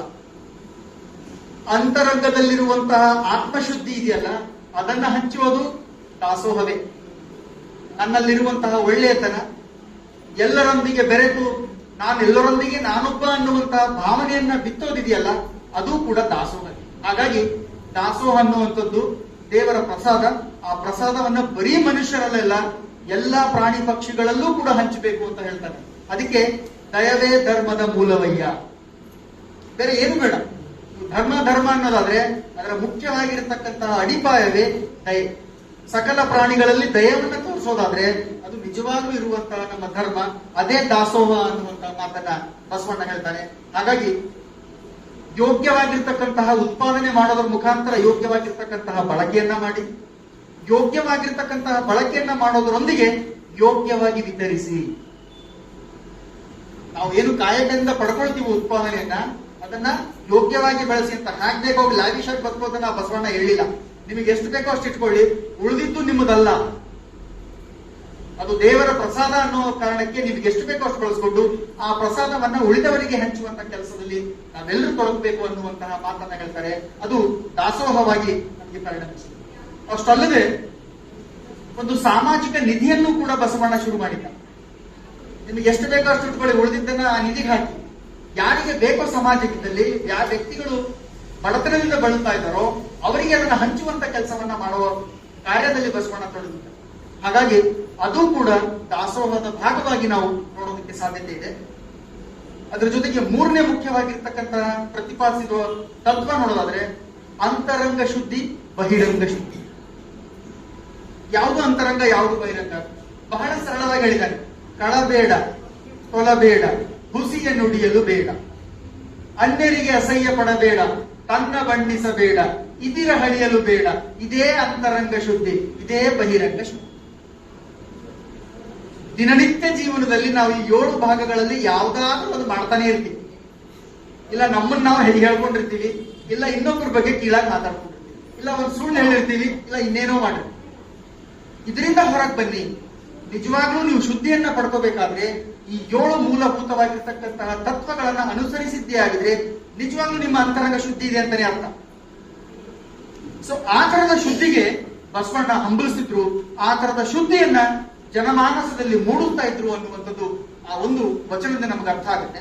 ಅದ್ರ ಜೊತೆಗೆ ನೀವು ಅಂತರಂಗ ಶುದ್ಧಿಯನ್ನ ಪಡ್ಕೊಳ್ಬೇಕಾದ್ರೆ ನಿಮ್ಮಲ್ಲಿರುವಂತಹ ಅಹಂಕಾರವನ್ನ ತೆಗೆದುಹಾಕಬೇಕು ಅಂತ ಹೇಳಿದ್ರು ಬಸವಣ್ಣ. ಮತ್ತು ಮಾನಸಿಕವಾಗಿ ನಮ್ಮನ್ನ ರೋಗಿಗಳನ್ನ ಮಾಡುತ್ತೆ. ವಿಚಿತ್ರ ಅಹಂಕಾರ ಇದೆ ಮನುಷ್ಯನಲ್ಲಿ. ಕೆಲವೊಬ್ಬರಿಗೆ ಹಣದ ಅಹಂಕಾರ, ಕೆಲವೊಬ್ಬರಿಗೆ ರೂಪದ ಅಹಂಕಾರ, ಕೆಲವೊಬ್ಬರಿಗೆ ವಿದ್ವತ್ತಿನ ಅಹಂಕಾರ, ಇನ್ನು ಕೆಲವೊಬ್ಬರಿಗೆ ಯಾವ್ದಾವುದೋ ರೀತಿಯ ಅಹಂಕಾರ. ನಾನು ಅನ್ನೋದಿದೆಯಲ್ಲ, ಅದು ಯಾವಾಗ ನಾವು ಅನ್ನೋದು ಬದಲಾವಣೆ ಆಗುತ್ತೋ ಆವಾಗ ಅಹಂಕಾರ ಸಾಯುತ್ತೆ. ಅದಕ್ಕೆ ಬಸವಣ್ಣ ಬಹಳ ಸರಳವಾಗಿ 2 ಅಂಶಗಳನ್ನ ಹೇಳ್ತಾರೆ. ಈ 2 ಅಂಶಗಳನ್ನ ನಾವು ಪ್ರತಿಪಾದಿಸಿದ್ದೇ ಆಗಿದ್ರೆ, ಅನುಸರಿಸಿದ್ದೇ ಆಗಿದ್ರೆ ನಮ್ಮಲ್ಲಿರುವಂತಹ ಅಹಂಕಾರ ಸತ್ತು ಹೋಗುತ್ತೆ ಅಂತ ಹೇಳ್ತಾರೆ. ಏನ್ ಮಾಡ್ಬೇಕು? ಒಂದು, ದಯಾಭಾವದೊಂದಿಗೆ ಇರಬೇಕು. ಎಲ್ಲರೊಂದಿಗೆ ದಯಾಭಾವದೊಂದಿಗೆ ಎಲ್ರಿಗೂ ದಯ ತೋರಿಸಿ. 2ನೇದು ಸಹನ ಶಕ್ತಿ. ದಯೆಯೊಂದಿಗೆ ಸಹನೆ ಬೆರೆತಾಗ ನಮ್ಮಲ್ಲಿರುವಂತಹ ಅಹಂಕಾರದ ಭಾವನೆ ಕುಗ್ತಾ ಬರುತ್ತೆ, ನಮ್ಮ ಅಂತರಂಗ ಶುದ್ಧಿ ಆಗುತ್ತೆ ಅನ್ನುವಂಥದ್ದು ಬಸವಣ್ಣನ ತತ್ವ. ಅದಕ್ಕೆ ತಮ್ಮೊಳಗೆ ದೇವರನ್ನ ಕಾಣುವ ಪ್ರಕ್ರಿಯೆ ಇದೆಯಲ್ಲ, ಅದು ನಿಜವಾದ ಅಹಂಕಾರ ಮರ್ದನ ಪ್ರೊಸೆಸ್ ಅಂತ ಹೇಳ್ತಾರೆ. ಅಹಂಕಾರವನ್ನು ನೀವು ಮರ್ದಿಸ್ಬೇಕಾದ್ರೆ ನಿಮ್ಮಲ್ಲಿರುವಂತಹ ದೇವರನ್ನ ನೀವು ಕಾಣ್ಕೊಳ್ಳೋ ಪ್ರಯತ್ನ ಮಾಡಿ. ಅದಕ್ಕೆ ಎಷ್ಟು ವಿಶೇಷ ನೋಡಿ ಹೇಳ್ತಾರ ಅವರು, ಮಾನವರೆಲ್ಲರೂ ಒಂದೇ. ಆಗ ನೋಡ್ಬೇಕಾದ್ರೆ ಇನ್ನೊಂದು ವಚನ ನೆನಪು ಬರುತ್ತೆ. ಇವ ನಾರವ, ಇವ ನಾರವ, ಇವ ನಾರವ ಎನ್ನದಿರಯ್ಯ, ಇವ ನಮ್ಮವ, ಇವ ನಮ್ಮವ, ಇವ ನಮ್ಮವ ಎನ್ನ. ಎಲ್ಲರೂ ನಮ್ಮವರೇ ಅನ್ನುವ ಭಾವನೆ ಬಂದಾಗ ನನ್ನಲ್ಲಿರುವಂತಹ ಮೇಲು ಕೀಳು ಎಲ್ಲವೂ ಹೊರಟೋಗಿ ನನ್ನಲ್ಲಿರುವಂತಹ ಅಹಂಕಾರ ಸತ್ತೋಗುತ್ತೆ. ಹಾಗಾಗಿ ಇಡೀ ದೇಹವೇ ನೀವು ಅಂತರ್ಶುದ್ಧಿಯನ್ನ ಮಾಡ್ಕೊಳ್ಳೋಕೆ ಸಾಧ್ಯ ಆಗುತ್ತೆ. ಅದಕ್ಕೆ ಇನ್ನೊಂದು ವಚನ ಹೇಳುತ್ತೆ, ಹಣ ಇದ್ದವರೆಲ್ಲ ದೊಡ್ಡ ದೊಡ್ಡ ಪ್ರಾರ್ಥನಾ ಮಂದಿರಗಳನ್ನ, ದೇವಸ್ಥಾನಗಳನ್ನ ಕಟ್ಟಿ ಪೂಜೆ ಮಾಡ್ತಾರೆ. ಆದ್ರೆ ಬಸವಣ್ಣ ನೋಡಿ ಹೇಗೆ ಹೇಳ್ತಾನೆ ಅಂದ್ರೆ, ಉಳ್ಳವರು ಶಿವಾಲಯ ಮಾಡುವರು, ನಾನೇನು ಮಾಡಲಿ ಬಡವನಯ್ಯ, ಎನ್ನ ಕಾಲೇ ಕಂಬ, ಎನ್ನ ದೇಹವೇ ದೇಗುಲ, ಶಿರವೇ ಹೊನ್ನ ಕಳಸವಯ್ಯ. ಅಂದ್ರೆ ನೀವು ದೇವಸ್ಥಾನಕ್ಕೆ ಹೋಗ್ದೇನೆ ನಿಮ್ಮೊಳಗೇನೆ ನೀವು ಶಿವವನ್ನ ಅವಿರ್ಭವಿಸಿಗೊಳಿಸುವುದಕ್ಕೆ ಸಾಧ್ಯವಾದ್ರೆ, ದೇವರನ್ನ ಒಳಗಡೆಯಿಂದ ನೀವು ನೋಡೋಕ್ ಸಾಧ್ಯತೆ ಆದ್ರೆ ನಿಮ್ಮ ಒಳಗಡೆನೆ ದೇವನಿದಾನೆ, ಎಲ್ಲೂ ಹೋಗೋ ಅವಶ್ಯಕತೆ ಇಲ್ಲ. ಇದು ಅಂತರಂಗ ಶುದ್ಧಿ. ಹಾಗಾಗಿ ಮೇಲೆ ತೋರುವಂತಹ ಡಾಂಬಿಕವಾದ ಆಚರಣೆಗಳನ್ನ ಬಿಟ್ಟು ನಮ್ಮನ್ನ ಶುದ್ಧೀಕರಣಗೊಳಿಸುವಂತಹ ಕೆಲಸ ಏನಾದ್ರೂ ಮಾಡಿದ್ದೇ ಆಗಿದ್ರೆ ಖಂಡಿತವಾಗ್ಲೂ ಕೂಡ ನಾವು ಅಂತರಂಗದಲ್ಲಿ ಶುದ್ಧಿಯನ್ನ ಪಡ್ಕೊಂಡು ಅದೇ ಬಹಿರಂಗವಾಗಿ ನಾವು ಶುದ್ಧಿಯನ್ನ ಪಡೆಯೋದಕ್ಕೆ ಸಾಧ್ಯವಾಗುತ್ತೆ ಎನ್ನುವಂತಹ ಮಾತನ್ನು ಕೂಡ ಹೇಳ್ತಾರೆ.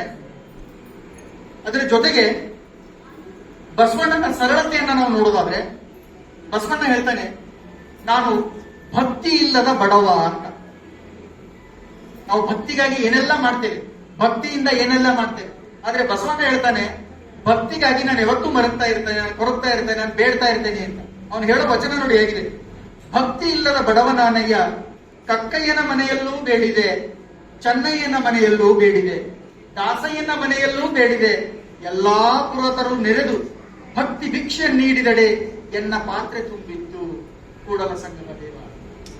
ಅಂದ್ರೆ ಭಕ್ತಿಯನ್ನ ನೀವು ಅಭಿಭವಿಸ್ಕೊಳ್ಬೇಕಾದ್ರೆ, ಭಕ್ತಿಯನ್ನ ಮನಸ್ಸಲ್ಲಿ ತುಂಬ್ಕೋಬೇಕಾದ್ರೆ ನೀವು ಬೇಡಬೇಕಾಗುತ್ತೆ ಬೇರೆಯಿಂದ ಅಂತ. ಅಂದ್ರೆ ನೀವು ಮಾಡುವಂತಹ ಒಳ್ಳೆಯ ಪುಣ್ಯದ ಕಾರ್ಯಗಳು, ಒಳ್ಳೆಯ ಕಾರ್ಯಗಳು ಇನ್ನೊಬ್ಬರು ನಿಮ್ಮನ್ನ ಹರಸುವ ಹಾಗಿರ್ಬೇಕು, ಇನ್ನೊಬ್ಬರು ನಿಮ್ಮನ್ನ ಬೆಳೆಸುವ ಹಾಗಿರ್ಬೇಕು. ಸೊ ಆ ತರದ ಭಕ್ತಿಯ ಪಾತ್ರೆನ ಇಟ್ಕೊಂಡು ನಾನು ಎಲ್ಲರೂ ಮನೆಗೆ ಹೋದೆ, ಅವರೆಲ್ಲರೂ ಕೊಟ್ಟಾಗ ಮಾತ್ರ ನಾನು ತುಂಬಿದೆ ಅನ್ನುವಂತಹ ಸರಳ ಭಾವ ಇದೆಯಲ್ಲ, ಇದು ಬೇರೆ ಯಾವ ವ್ಯಕ್ತಿಗೂ ಕೂಡ ಕಾಣಲಿಕ್ಕೆ ಸಾಧ್ಯನೇ ಇಲ್ಲ. ಅಂತ ಒಂದು ದೊಡ್ಡ ಶಕ್ತಿ ಬಸವಣ್ಣನಲ್ಲಿತ್ತು ಅನ್ನುವಂಥದ್ದನ್ನು ನಾವು ಕಾಣ್ತೇವೆ. ಜೊತೆಗೆ ನಾಲ್ಕನೇ ಮುಖ್ಯವಾಗಿರ್ತಕ್ಕಂಥ ಅವರ ಪ್ರತಿಪಾದಿಸಿದ ತತ್ವ ಅಂದ್ರೆ ಸ್ವರ್ಗ ನರಕ ಮತ್ತು ಪಾಪ ಪುಣ್ಯಗಳಲ್ಲಿ ನಂಬಿಕೆ ಇಲ್ಲ ಇರುವುದು. ನಂಬಲಿಲ್ಲ ಬಸವಣ್ಣನನ್ನು. ಯಾಕೆಂದ್ರೆ ಈ ಜೀವನ ಇರುವಂತದ್ದು ನಾವು ಪುಣ್ಯದ ಕೆಲಸವನ್ನ ಮಾಡೋದಕ್ಕೆ, ನಮ್ಮ ದೇಹದ ಒಳಗಡೆ ಅಥವಾ ನಮ್ಮ ಆತ್ಮದ ಒಳಗಡೆ ಶಿವನನ್ನ ಅವಿರ್ಭಳಿಸಿಕೊಂಡು ದೇವರವನ್ನ ರೂಪಿಸಿಕೊಳ್ಳುವಂತಹ ಶಕ್ತಿಯಾಗಿರುತ್ತೆ. ಹಾಗಾಗಿ ಪ್ರತಿಯೊಬ್ಬ ಜೀವಿ ಅಥವಾ ಪ್ರತಿಯೊಬ್ಬ ಮನುಷ್ಯ ಈ ಭೂಮಿ ಮೇಲೆ ಎಲ್ಲರೂ ದೇವರ ಕೊಡುಗೆ ಎನ್ನುವಂತಹ ಭಾವನೆಯನ್ನ ಬಸವಣ್ಣರು ಹೇಳ್ತಾರೆ. ಅದಕ್ಕೆ ಯಾವುದು ಸ್ವರ್ಗ ಅಂದ್ರೆ ಆಚಾರವೇ ಸ್ವರ್ಗ, ಯಾವುದು ನರಕ ಅಂದ್ರೆ ಅನಾಚಾರವೇ ನರಕ. ಬಹಳ ಸರಳವಾಗಿ ಹೇಳಿದ್ದಾರೆ. ನಾವು ಆಚಾರಗಳನ್ನ ಇಟ್ಕೊಂಡು ಜೀವನವನ್ನ ನಡೆಸಿದ್ದೆ ಆದ್ರೆ, ಸವಿಚಾರಗಳನ್ನ ಇಟ್ಕೊಂಡು ಎಲ್ಲರನ್ನ ಪ್ರೀತಿಸ್ತಾ ನಾವು ಜೀವನವನ್ನ ನಡೆಸಿದ್ದೆ ಆದ್ರೆ ಖಂಡಿತವಾಗ್ಲೂ ಅದೇ ಸ್ವರ್ಗ. ನಾವು ಬದುಕ್ತಾ ಇರುವಂತಹ ಬದುಕೆ ಸ್ವರ್ಗ ಅನ್ನುವಂತ ಮಾತನ್ನ ಹೇಳ್ತಾನೆ. ಅದು ಯಾವ್ದಿಲ್ವೋ ಅದೆಲ್ಲವೂ ಕೂಡ ನರಕ ಅನ್ನುವುದು. ಸೊ ಇಂತಹ ಒಂದು ವೈಭವೀಕರಣದ ಜೀವನದಲ್ಲಿ ನಾವೇನ್ ಬದುಕ್ತಾ ಇದ್ದೀವಿ 21ನೇ ಶತಮಾನದಲ್ಲಿ, ಎಲ್ಲರಿಗೂ ಹಣ, ಅಂತಸ್ತು, ಆಸ್ತಿ ಮಾಡುವಂತ ಹುಚ್ಚಿಡಿದ್ಬಿಟ್ಟಿದೆ. ಅದಕ್ಕೆ ಬಸವಣ್ಣ ಹೇಳ್ತಾನೆ, ಪಾಪಿದನ ಪ್ರಾಯಶ್ಚಿತ್ತಕ್ಕಲ್ಲದೆ ಸತ್ಪಾತ್ರಕ್ಕೆ ಸಲ್ಲುವುದೇ ಅಯ್ಯ, ನಾಯ ಹಾಲು ನಾಯಿಗಲ್ಲದೆ ಪಂಚಾಮೃತಕ್ಕೆ ಸಲ್ಲುವುದೇ ಅಯ್ಯ ಅಂತಾನೆ. ಅದಕ್ಕೆ ನಾವು ಕಾಯಕವನ್ನ ಇಟ್ಕೊಂಡು ಏನ್ ಪಡಿತೀವೋ ಅದು ಮಾತ್ರ ನಮಗ್ ಸಲ್ಲುತ್ತೆ, ಉಳಿದಿರುವಂತಹ ಯಾವ ಧನವೂ ಕೂಡ ನಮಗ್ ಸಲ್ಲಲ್ಲ ಅನ್ನುವಂತಹ ಕಠೋರವಾದ ಮಾತನ್ನು ಕೂಡ ಹೇಳ್ತಾನೆ. ಅದರ ಜೊತೆಗೆ ಒಂದಿಷ್ಟು ದೊಡ್ಡ ಸಂಪ್ರದಾಯಗಳನ್ನು ಕೂಡ ಪ್ರಶ್ನಿಸುವಂತ ಕೆಲಸವನ್ನ ಮಾಡ್ತಾನೆ, ಅದನ್ನ ಖಂಡಿಸುವಂತ ಕೆಲಸವನ್ನು ಕೂಡ ಮಾಡ್ತಾನೆ. ಅದರ ಜೊತೆಗೆ ಮೂಢನಂಬಿಕೆಗಳು ಸಮಾಜವನ್ನ ಹಾಳು ಮಾಡ್ತಾ ಇವೆ, ಸಾಕಷ್ಟು ಜನರನ್ನ ವಿಂಗಡಿಸ್ತಾ ಇದೆ. ಹಾಗಾಗಿ ಅವೆಲ್ಲವನ್ನ ತೆಗೆದು ಹಾಕಿದಾಗ ಮಾತ್ರ ಒಂದು ಶಿವಶರಣರ ನಾಡನ್ನ ಕಟ್ಟೋದಕ್ಕೆ ಸಾಧ್ಯ ಆಗುತ್ತೆ ಅನ್ನುವಂತ ಮಾತುಗಳನ್ನ ಹೇಳ್ತಾ ಎಲ್ಲಾ ವರ್ಗದ ಜನರಿಗೆ ಶಿಕ್ಷಣವನ್ನ ನೀಡುವಂತಹ ಕೆಲಸವನ್ನು ಕೂಡ ಬಸವಣ್ಣ ಮಾಡಿದ್ದಾರೆ. ಯಾಕಂದ್ರೆ ಅಷ್ಟು ಜನ ಶಿವಶರಣರು ಬೇರೆ ಬೇರೆ ವರ್ಗಗಳಿಂದ ವಚನಗಳನ್ನ ತಯಾರಿಸಬೇಕಾದ್ರೆ ಅದು ಕನ್ನಡದಲ್ಲಿ, ಅದು ಶಿಕ್ಷಣಕ್ಕೆ ಸಂದ ಒಂದು ಗೌರವ, ಬಸವಣ್ಣನಿಗೆ ಸಂದಂತಹ ಗೌರವ. ಯಾಕಂದ್ರೆ ಇಡೀ ವರ್ಗಗಳ ಸಾಹಿತ್ಯ ಏನಾದರೂ ರಚನೆ ಆಗಿದ್ರೆ ಅದು 12ನೇ ಶತಮಾನದಲ್ಲಿ ರಚನೆ ಆಗಿರ್ತಕ್ಕಂಥ ಸಾಹಿತ್ಯ. ಅಂತ ಒಂದು ಸಾಹಿತ್ಯಕ್ಕೆ ನಾಂದಿಯನ್ನ ಹಾಡಿರುವಂತಹ ಕೆಲಸ ಬಸವಣ್ಣ ಮಾಡಿದ್ದಾರೆ. ಶಿಕ್ಷಣಕ್ಕೆ, ಮಹಿಳೆಯರಿಗೆ ವಿಶೇಷವಾಗಿ ಅವಕಾಶಗಳನ್ನ ಮಾಡಿಕೊಟ್ಟು ಮಹಿಳೆಯರು ಪುರುಷರ ಸಮಾನವಾಗಿ ನಿಲ್ಲಬೇಕು, ತಾಯಿ ರೂಪದಲ್ಲಿ ಇಡೀ ಸಮುದಾಯವನ್ನ ಕಾಪಾಡುವಂತ ಕೆಲಸವನ್ನ ಮಾಡಬೇಕು ಅನ್ನುವಂಥದ್ದನ್ನ ಬಸವಣ್ಣ ಮಾಡಿ ತೋರಿಸಿದ್ದಾನೆ. ಅದರ ಜೊತೆಗೆ ನಾವು ಇತ್ತೀಚೆಗೆ ಸಾಕಷ್ಟು ರಾಜಕೀಯ ಪಕ್ಷಗಳು ಜನತಾ ದರ್ಶನ ಅಂತ ಮಾಡ್ತಾರೆ. ಜನರ ಅಹವಾಲುಗಳನ್ನ ಕೇಳಿ ಅವರ ಕುಂದುಕೊರತೆಗೆ ಸೂಕ್ತವಾಗಿರ್ತಕ್ಕಂತಹ ಪರಿಹಾರಗಳನ್ನ ಕೊಡ್ಕೊಳ್ಳೋ ಕೆಲಸ ಮಾಡುತ್ತೆ. ಬಸವಣ್ಣ 12ನೇ ಶತಮಾನದಲ್ಲಿ ಇದನ್ನು ಮಾಡಿದ್ದಾರೆ. ಅವನು ಪ್ರಧಾನಿಯಾಗಿದ್ದಾಗ ಬಿಜ್ಜಣ್ಣ ಆಸ್ಥಾನದಲ್ಲಿ ಜನರ ಕುಂದುಕೊರತೆಗಳನ್ನ ಕೇಳೋದಕ್ಕೆ ಜನರ ಹತ್ರನೇ ಹೋಗಿ ಅವರ ಕುಂದುಕೊರತೆಗಳನ್ನೆಲ್ಲ ಅಹವಾಲುಗಳನ್ನ ಪಡೆದು ಅವರಿಗೆ ಅವಕಾಶಗಳನ್ನ ಮಾಡಿಕೊಡುವಂತಹ, ಸವಲತ್ತುಗಳನ್ನು ನೀಡುವಂತಹ ಕೆಲಸವನ್ನ ಬಸವಣ್ಣ ಮಾಡಿದ್ದಾರೆ. ಬಸವಣ್ಣ ಎಂತಹ ದೊಡ್ಡ, ಬಸವಣ್ಣನಿಗೆ ಸಂದಂತಹ ಗೌರವ. ಯಾಕಂದ್ರೆ ಇಡೀ ವರ್ಗಗಳ ಸಾಹಿತ್ಯ ಏನಾದರೂ ರಚನೆ ಆಗಿದ್ರೆ ಅದು 12ನೇ ಶತಮಾನದಲ್ಲಿ ರಚನೆ ಆಗಿರ್ತಕ್ಕಂಥ ಸಾಹಿತ್ಯ. ಅಂತ ಒಂದು ಸಾಹಿತ್ಯಕ್ಕೆ ನಾಂದಿಯನ್ನ ಹಾಡಿರುವಂತಹ ಕೆಲಸ ಬಸವಣ್ಣ ಮಾಡಿದ್ದಾನೆ. ಶಿಕ್ಷಣಕ್ಕೆ, ಮಹಿಳೆಯರಿಗೆ ವಿಶೇಷವಾಗಿ ಅವಕಾಶಗಳನ್ನ ಮಾಡಿಕೊಟ್ಟು ಮಹಿಳೆಯರು ಪುರುಷರ ಸಮಾನವಾಗಿ ನಿಲ್ಲಬೇಕು, ತಾಯಿ ರೂಪದಲ್ಲಿ ಇಡೀ ಸಮುದಾಯವನ್ನ ಕಾಪಾಡುವಂತ ಕೆಲಸವನ್ನ ಮಾಡಬೇಕು ಅನ್ನುವಂಥದ್ದನ್ನ ಬಸವಣ್ಣ ಮಾಡಿ ತೋರಿಸಿದ್ದಾನೆ. ಅದರ ಜೊತೆಗೆ ನಾವು ಇತ್ತೀಚೆಗೆ ಸಾಕಷ್ಟು ರಾಜಕೀಯ ಪಕ್ಷಗಳು ಜನತಾ ದರ್ಶನ ಅಂತ ಮಾಡ್ತಾರೆ. ಜನರ ಅಹವಾಲುಗಳನ್ನ ಕೇಳಿ ಅವರ ಕುಂದುಕೊರತೆಗೆ ಸೂಕ್ತವಾಗಿರ್ತಕ್ಕಂತಹ ಪರಿಹಾರಗಳನ್ನ ಕೊಡ್ಕೊಳ್ಳೋ ಕೆಲಸ ಮಾಡುತ್ತೆ. ಬಸವಣ್ಣ 12ನೇ ಶತಮಾನದಲ್ಲಿ ಇದನ್ನು ಮಾಡಿದ್ದಾರೆ. ಅವನು ಪ್ರಧಾನಿಯಾಗಿದ್ದಾಗ ಬಿಜ್ಜಣ್ಣ ಆಸ್ಥಾನದಲ್ಲಿ ಜನರ ಕುಂದುಕೊರತೆಗಳನ್ನ ಕೇಳೋದಕ್ಕೆ ಜನರ ಹತ್ರನೇ ಹೋಗಿ ಅವರ ಕುಂದುಕೊರತೆಗಳನ್ನೆಲ್ಲ ಅಹವಾಲುಗಳನ್ನ ಪಡೆದು ಅವರಿಗೆ ಅವಕಾಶಗಳನ್ನ ಮಾಡಿಕೊಡುವಂತಹ, ಸವಲತ್ತುಗಳನ್ನು ನೀಡುವಂತಹ ಕೆಲಸವನ್ನ ಬಸವಣ್ಣ ಮಾಡಿದ್ದಾರೆ. ಬಸವಣ್ಣ ಎಂತಹ ದೊಡ್ಡ ಆಡಳಿತಕಾರನಾಗಿ ನಮಗೆ ಕಾಣ್ತಾನೆ ಅನ್ನುವಂಥದ್ದು ನಮ್ಮ ಊಹೆಗೂ ನಿಲುಕದೇ ಇರುವಂತಹ ಅಂಶ. ಅದರ ಜೊತೆಗೆ ಒಂದು ದೊಡ್ಡ ಅನುಭವ ಮಂಟಪವನ್ನ ಕಟ್ತಾನೆ. ದೊಡ್ಡ ಅನುಭವ ಮಂಟಪ ಅಂದ್ರೆ ಅದು ಶಿಲೆಗಳಿಂದ, ಕಟ್ಟಡಗಳಿಂದ ಆದಂತಹ ಮಂಟಪ ಅಲ್ಲ, ಅದು ಸಮಾನತೆಯಿಂದ, ಪ್ರಶ್ನಿಸುವ ಕೌಶಲ್ಯದಿಂದ, ಅಭಿವ್ಯಕ್ತಿಯಿಂದ ಆಗಿರುವಂತಹ ಒಂದು ದೊಡ್ಡ ಮಂಟಪ. ಯಾಕಂದ್ರೆ ಅಂತಹ ಅನುಭವ ಮಂಟಪದಲ್ಲಿ ಸುಮಾರು 770ಕ್ಕೂ ಹೆಚ್ಚು ವರ್ಗಗಳ ನಾಯಕರಿದ್ರು, ನಾಯಕಿಯರಿದ್ರು, ಶಿವಶರಣರಿದ್ರು. ಅಂದ್ರೆ ಯೋಚನೆ ಮಾಡಿ ಎಂತಹ ಒಂದು ದೊಡ್ಡ ಕಾಂಟ್ರಿಬ್ಯೂಷನ್ ಬಸವಣ್ಣ ಅವರು ನೀಡಿದ್ರು. ನಾವು ಮ್ಯಾಗ್ನಾ ಕಾರ್ಟಾಗೆ ದೊಡ್ಡ ಒಂದು ಪ್ರಪಂಚದಲ್ಲಿರುವಂತಹ ಸಂವಿಧಾನ ಅಂತ ಹೇಳ್ತೇವೆ. ಆದ್ರೆ ಮ್ಯಾಗ್ನಾ ಕಾರ್ಟಾಗಿಂತ ಹಿಂದೆಯೇ ಬಸವಣ್ಣನೇ ವಚನಗಳ ಸಂವಿಧಾನವನ್ನ ರಚಿಸಿ ಒಂದು ಸಂಸತ್ತನ್ನು ರಚಿಸಿದ್ದ ಅನ್ನುವಂತಹ ವಿಸ್ಮಯಕಾರಿ ಅಂಶ ನಮಗೆ ಬಂದ್ರೆ ಕರ್ನಾಟಕದಲ್ಲಿರುವಂತಹ ಶಿವಶರಣರು ಈ ನಾಡಿಗೆ, ಈ ದೇಶಕ್ಕೆ ಮತ್ತು ಇಡೀ ಮನಕೊಳಕ್ಕೆ ನೀಡಿರುವಂತಹ ಕಾಂಟ್ರಿಬ್ಯೂಷನ್ ಯಾವ ಲೆವೆಲ್ಗಿತ್ತು ಅನ್ನುವಂಥದ್ದು ನಾವು ಯೋಚನೆ ಮಾಡಬೇಕಾಗಿರುವಂಥದ್ದು. ಅಲ್ಲಿ ಎಲ್ಲಾ ವರ್ಗದ ಮಹಿಳೆಯರಿದ್ರು, ಎಲ್ಲಾ ವರ್ಗದ ನಾಯಕರಿದ್ರು. ಆ ನಾಯಕರು ಚರ್ಚೆ ಮಾಡ್ತಿದ್ರು. ಆ ಅನುಭವ ಮಂಟಪದಲ್ಲಿ ಜೀವನದುದ್ದಕ್ಕೂ ಆಗುವಂತಹ ಸಮಸ್ಯೆಗಳೇನು, ಅದನ್ನ ಹೇಗೆ ಹೋಗಲಾಡಿಸಬೇಕು, ಸಮಾಜದ ಅನಿಷ್ಟ ಪದ್ಧತಿಗಳಿಗೆ ಯಾವ ರೀತಿಯಾಗಿರ್ತಕ್ಕಂಥ ಕಡಿವಾಣಗಳನ್ನ ಹಾಕಬೇಕು ಅನ್ನುವಂತಹ ಮಸೂದೆಗಳನ್ನ ಚರ್ಚೆ ಮಾಡ್ತಿದ್ರು. ಅಲ್ಲಮ ಪ್ರಭು ಅವರ ಅಧ್ಯಕ್ಷತೆಯನ್ನು ವಹಿಸಿಕೊಳ್ತಿದ್ರು. ಆ ಎಲ್ಲ ಮಸೂದೆಗಳನ್ನ ಕಾಯ್ದೆಗಳಾಗಿ ರೂಪ ಆಗ್ತಾ ಇದ್ವು, ಅದರ ಜೊತೆಗೆ ವಚನಗಳಾಗಿ ಹೊರಹೊಮ್ತಾ ಇದ್ವು. ಹಾಗಾಗಿ ಇಡೀ ಆ ಅನುಭವ ಮಂಟಪದಿಂದ ಹೊರಬರುವಂತಹ ಸಂವಿಧಾನ ಇದೆಯಲ್ಲ, ಅದು ವಚನ ಸಂವಿಧಾನ ಅಂತ ಪರಿಗಣಿಸಬಹುದು. ಅದಕ್ಕೆ ಇವತ್ತಿಗೂ ಕೂಡ ಪ್ರತಿಯೊಂದು ವಚನದಲ್ಲಿಯೂ ಕೂಡ ನಾವು ಆ ಅಂಶಗಳನ್ನ ಕಾಣ್ತಾ ಹೋಗ್ತೀವಿ. ಎಷ್ಟೋ ವಚನಗಳ ಸಾರವಾಗಿ ನಮ್ಮ ಸಂವಿಧಾನದಲ್ಲಿಯೂ ಕೂಡ ಆರ್ಟಿಕಲ್ಗಳು ಫ್ರೇಮ್ ಆಗಿದೆ. Directive principles of state policy ಅಂತ ನೀವು ನೋಡ್ತಾ ಹೋದ್ರೆ, ಒಂದು ರಾಜ್ಯ ಯಾವ ರೀತಿಯಾಗಿರ್ತಕ್ಕಂತಹ ಅವಕಾಶಗಳನ್ನ ತನ್ನ ಜನರಿಗೆ ನೀಡಬೇಕು ಅನ್ನುವಂತಹ ತತ್ವ ಸಿದ್ಧಾಂತಗಳನ್ನ ನಾವು ಬಸವಣ್ಣನಿಂದ ಪಡ್ಕೊಳ್ತೀವಿ.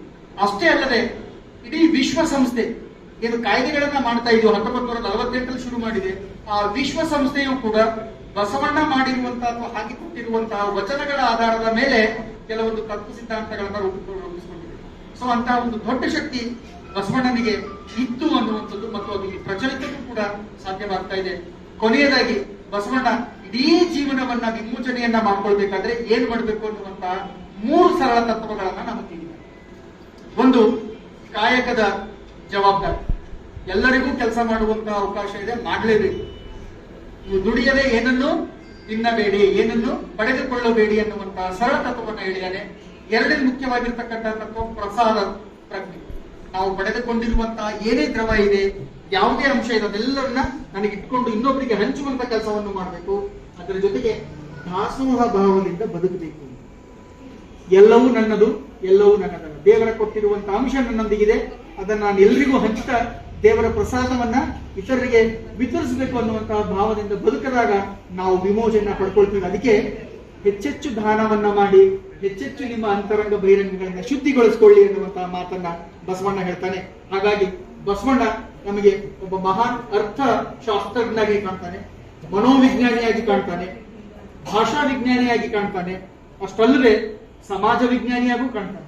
ಯಾಕಂದ್ರೆ ಬಸವಣ್ಣ ಮಾಡಿರುವಂತಹ ಸಂಶೋಧನೆ ಆಧಾರಿತ ಅಂಶಗಳಿದೆಯಲ್ಲ, ಅದು ವೈಚಾರಿಕ ನೆಲೆಯಲ್ಲಿ ನೋಡುವಂತದ್ದಾಗಿರ್ಲಿ ಅಥವಾ ಅದನ್ನ ಸಮಸ್ಯೆ ಅಂತ ಕಂಡು ಬಂದಾಗ ಅದರ ಪರಿಹಾರವನ್ನ ಕಂಡುಕೊಳ್ಳಿರುವಂತಹ ರೀತಿ ಇದೆಯಲ್ಲ, ಅದು ನಿಜವಾಗ್ಲೂ ಇತ್ತೀಚಿನ ಎಲ್ಲ ಸಂಶೋಧನಾಗಾರರು ಅನುಸರಿಸಬೇಕಾಗಿರುವಂತಹ ತತ್ವ. ಹಾಗಾಗಿ ಅಂತ ಒಬ್ಬ ದೊಡ್ಡ ಬಸವಣ್ಣನನ್ನ ನಾವು ಮತ್ತೆ 800 ವರ್ಷಗಳಾದ್ಮೇಲೂ ಕೂಡ ಮತ್ತೆ ನೆನಪಿಸ್ಕೊಳ್ತಾ ಇದ್ದೀವಿ. ಹಾಗಾಗಿ ಮತ್ತೆ ನೆನಪಿಸ್ಕೊಳ್ತಾ ಮತ್ತೆ ಬಸವಣ್ಣನನ್ನ ಆಹ್ವಾದಿಸ್ತಾ ನಾವು ನಮ್ಮೊಳಗಿನ ಅಂತರಂಗವನ್ನ ಶುದ್ಧಿ ಮಾಡಿಕೊಂಡಾಗ ಮಾತ್ರ ಬಸವಣ್ಣ ನಮ್ಮಲ್ಲಿರೋದಕ್ಕೆ ಸಾಧ್ಯತೆ ಇದೆ, ನಾವು ಬಸವಣ್ಣನ ಅನುಯಾಯಿಗಳಾಗೋದಕ್ಕೆ ಸಾಧ್ಯತೆ ಇದೆ. ಅದನ್ನ ಬಿಟ್ಟು ಬರೀ ನಾವು ಬಸವಣ್ಣ ಹೇಳಿರುವಂತಹ ವಚನಗಳನ್ನ ಹೇಳ್ತಾ ಹೋದ್ರೆ, ಬಸವಣ್ಣ ಹೇಳಿರುವಂತಹ ಸಾಂಕೇತಿಕವಾಗಿರುವಂತಹ ಅಂಶಗಳನ್ನು ಧರಿಸ್ತಾ ಹೋದ್ರೆ ನಾವು ಬಸವಣ್ಣನ ಅನುಯಾಯಿಗಳಾಗೋದಕ್ಕೆ ಖಂಡಿತವಾಗ್ಲೂ ಸಾಧ್ಯ ಆಗಲ್ಲ. ಬಸವಣ್ಣನನ್ನ ನಾವು ಮನೆಗಳಿಂದಲೇ ಬೆಳೆಸಬೇಕಾಗಿದೆ. ಬಸವಣ್ಣ ತಮ್ಮ ಮನೆಯಲ್ಲಿ ಹಾಗೆ ಧಾರ್ಮಿಕ ನೆಲೆಯಲ್ಲಿ ಬೆಳೆಸಿ ಒಂದು ವಿಶೇಷವಾಗಿರ್ತಕ್ಕಂಥ ಶಕ್ತಿ ತುಂಬಿರುವ ಮನೆಯಲ್ಲಿ. ಹಾಗಾಗಿ ನಮ್ಮ ಮನೆಗಳಲ್ಲಿ ನಾವು ಎಷ್ಟೆಲ್ಲ ವಿದ್ವತ್ ಇಟ್ಕೊಂಡು ಓದಿದೀವಿ, ತಿಳ್ಕೊಂಡಿದೀವಿ, ನಮ್ಮ ಮನೆಗಳಲ್ಲಿ ಎಷ್ಟು ಜನ ಧಾರ್ಮಿಕವಾಗಿ ಮಕ್ಕಳನ್ನ ಬೆಳೆಸ್ತಾ ಇದೀವಿ ಅನ್ನುವಂತ ಪ್ರಶ್ನೆಯನ್ನ ಹಾಕೊಂಡಾಗ ನಮಗೆ ಸಾಕಷ್ಟು ಬಾರಿ ಕಾಣುತ್ತೆ, ಖಂಡಿತವಾಗ್ಲೂ ನಾವೆಲ್ಲೋ ಮಿಸ್ ಮಾಡಿದೀವಿ ಅಂತ. ಯಾಕೆ ನಮ್ಮ ಮಕ್ಕಳು ಧಾರ್ಮಿಕವಾಗಿ ಬೆಳೀತಾ ಇಲ್ಲ, ಯಾಕೆ ಅಂತರಂಗ ಶುದ್ಧಿಯಲ್ಲಿ ಪಡ್ಕೊಳ್ಳೋಕೆ ಸಾಧ್ಯತೆ ಆಗ್ತಾ ಇಲ್ಲ ಅಂದ್ರೆ ಎಲ್ಲೋ ಒಂದು ತಪ್ಪಾಗಿದೆ. ಅದರ ಜೊತೆಗೆ ಶಾಲಾ ಕಾಲೇಜುಗಳಲ್ಲೂ ಕೂಡ ಈ ತರದ ಒಂದಿಷ್ಟು ಪ್ರಯತ್ನಗಳು ಮಾಡಿದ್ದೇ ಆಗಿದ್ರೆ ಖಂಡಿತವಾಗ್ಲೂ ಹೆಚ್ಚೆಚ್ಚು ಉತ್ಕೃಷ್ಟವಾಗಿರ್ತಕ್ಕಂತಹ ಶರಣೀಯರನ್ನ ನಾವು ಸಮಾಜಕ್ಕೆ ಕೊಡುಗೆಯಾಗಿ ನೀಡೋದಕ್ಕೆ ಸಾಧ್ಯವಾಗ್ತಿತ್ತು. ಆದ್ರೆ ಮುಂದಿನ ದಿನಗಳಲ್ಲಾದ್ರೂ ಪರವಾಗಿಲ್ಲ, ಈ ತರದ ಒಂದಿಷ್ಟು ಪ್ರಯತ್ನಗಳು ಆಗಲಿ ಅನ್ನುವಂತಹ ಅಂಶವನ್ನ ನಮಗೆ ನೀಡ್ತಾ ಈ ತರದ ಒಂದು ವಿಶೇಷ ಕಾರ್ಯಕ್ರಮದಲ್ಲಿ ಅಂತಹ ಮಹಾನ್ ವ್ಯಕ್ತಿಯ ಶಕ್ತಿಯ ಮತ್ತು ಚಿರಂತರ ಸ್ಫೂರ್ತಿಯ ಕುರಿತು ಮಾತನಾಡೋದಕ್ಕೆ ನನ್ನಂತ ಅಲ್ಪರನ್ನ ಕರೆದು ಈ ತರದ ಒಂದು ವಿಶಿಷ್ಟವಾದ ಕಾರ್ಯಕ್ರಮದಲ್ಲಿ ಅವಕಾಶ ಮಾಡಿಕೊಟ್ಟಿದ್ದಕ್ಕೆ ವಿಶೇಷವಾಗಿ ನನ್ನ ಎನ್ ಆರ್ ರಾವ್ ಸಾಹೇಬರಿಗೆ ಮತ್ತು ವಿಶೇಷವಾಗಿ ತ್ರಿಮೂರ್ತಿ ಅವರಿಗೆ, ಹಾಗೆ ಇಷ್ಟೊತ್ತಿಗೆ ತಾವೆಲ್ಲರೂ ಬಹಳ ಶಾಂತ ಚಿತ್ರದಿಂದ ಆಲೈಸಿರುವಂತಹ ತಮಗೂ ಕೂಡ ನಾನು ಶರಣಾರ್ಥಿಗಳನ್ನ ಹೇಳ್ತಾ ನನ್ನ ಮಾತುಗಳಿಗೆ ವಿರಾಮವನ್ನ ಹೇಳ್ತೇನೆ. ಜೈ ಶರಣ.